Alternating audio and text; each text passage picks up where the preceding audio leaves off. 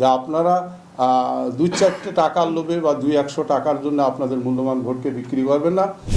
এই নির্বাচন যেভাবে হচ্ছে ইনশাল্লাহ সুষ্ঠু এবং অবাধ নির্বাচন হবে। আমি শাহিনুর রহমান রিন্টু, সাবেক 2বারের মেয়র, হরিণাকুণ্ডু পৌরসভা মেয়র। আসলে 2বার যেহেতু মেয়র নির্বাচন করেছি, একটা স্বল্প জায়গা, ছোট জায়গা, আর জনগণের উন্নয়নের জন্য একটা বৃহৎ জায়গার প্রয়োজন।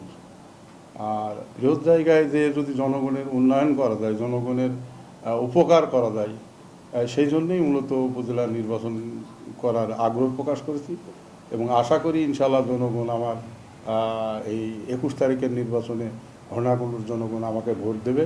যেহেতু দীর্ঘদিন সততার সাথে পৌরসভায় আমি 10 বছর পৌরসভা মেয়রের দায়িত্ব পালন করেছি এবং রাজনৈতিকভাবে আমার পরিচয়, আমি ছাত্রলীগের সভাপতি ছিলাম, ছাত্রলীগের সেক্রেটারি ছিলাম, সরকারি কলেজ ছাত্রলীগের সভাপতির দায়িত্ব পালন করেছি এবং আওয়ামী লীগের, হরিণাকুণ্ডু পৌর আওয়ামী লীগের বর্তমান সভাপতির দায়িত্বে আছি এবং আমার ইচ্ছা আছে রাজনৈতিক করে মানুষের হরিণাকুণ্ডুকে মাদকমুক্ত, সন্ত্রাসমুক্ত, জঙ্গিবাদ মুক্ত একটি সুন্দর ডিজিটাল হরিণাকুণ্ডু যাতে উপহার দিতে পারি, তার জন্য মূলত আমার নির্বাচন করার আগ্রহ প্রকাশ করেছে।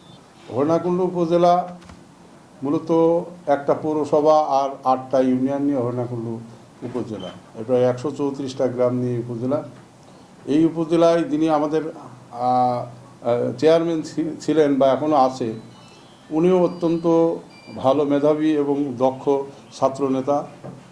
সেও অনেক উন্নয়নমূলক কাজ করেছে এবং হরিণাকুণ্ডু উপজেলায় যে অবহেলিত রাস্তাঘাটের যে এখনও অনেক জায়গা আছে যেখানে মাটির রাস্তা আছে, যেখানে কোনো উন্নয়নের তেমন বড় ধরনের কিছু এখনও হয়নি। আমি আশা করি যে হরিণাকুণ্ডুবাসী যদি আমাকে নির্বাচিত করে, সেই সমস্ত এলাকাকে একটি সুন্দর শহরে পরিণত করার জন্য, গ্রামকে শহরে পরিণত করার জন্য শেখ হাসিনার যে উদ্যোগ, সেই উদ্যোগকে সফল করার জন্যই মূলত আমার চেষ্টা অব্যাহত থাকে।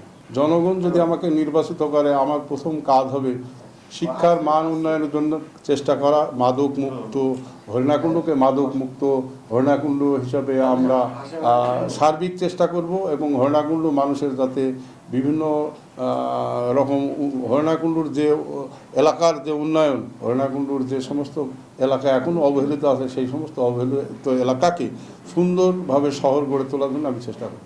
বিভিন্ন এলাকায় যখন আমরা ঘুরি তখন মসজিদ সংক্রান্ত বিষয়ে তারা আমাদেরকে বলে, আমরা বলছি অবশ্যই আমাদের দেশে শতকরা 80% লোক মুসলমান এবং ইসলাম ধর্মের প্রতি আমরা অনেক দুর্বল। আমরা যেহেতু মুসলমান সেহেতু দুর্বলতা আছে। মসজিদ এবং হিন্দু সম্প্রদায়ের যারা আছে, বিভিন্ন মন্দির বা অন্য কিছু যা আছে, ওইগুলো উন্নয়নের কথা তারা বলেছে, কিন্তু আমরা বলেছি যে নির্বাচনের আগে এগুলো করা সম্ভব নয়। যদি নির্বাচিত হই তখন আপনাদের এইগুলোর আমরা বিভিন্ন রকমের সাহায্য সহযোগিতা দিয়ে উন্নয়নমূলক কাজ করার চেষ্টা করি।